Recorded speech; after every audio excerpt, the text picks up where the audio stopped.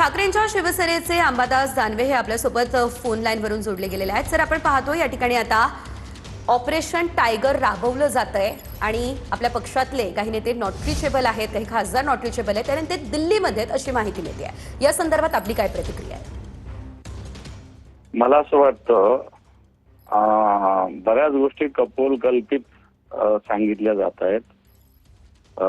आताच्या घडीला आम्ही माहिती घेतली, काही जण असू शकतात दिल्लीला, पण काही जण इथेच आहे त्याच्या मतदारसंघामध्ये। आता आष्टीकरांचा मुलगा स्वतः उभा आहे इलेक्शनला नांदेडमध्ये, ते तिथे आहेत।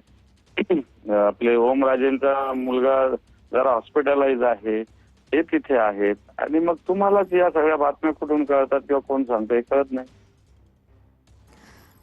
काही खासदार हे नॉट रिचेबल आहेत अशी माहिती मिळते आहे, तर आपण नॉट रिचेबल आता मी माझा फोन बंद ठेवला म्हणजे काय मी नॉट रिचेबल राहिलो म्हणजे काय दुसऱ्या कुठे जाणार असं त्याचा थोडी अर्थ आहे।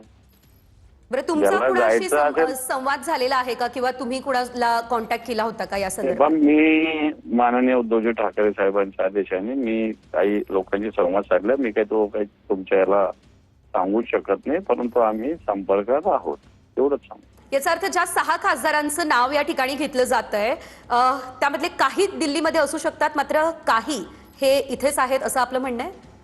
हो, 100%। अगदीच धन्यवाद तुम्ही दिलेल्या या सर्व प्रतिक्रियेसाठी। तर आपण पाहतोय ठाकरेंचे 6 खासदार हे दिल्लीला रवाना झाले आणि शिंदे देखील दिल्लीच्या दिशेने रवाना झालेले आहेत, मात्र असं काहीही घडत नाहीये अशा प्रकारची प्रतिक्रिया जी आहे ती अंबादास दानवे यांच्याकडून समोर आलेली आहे।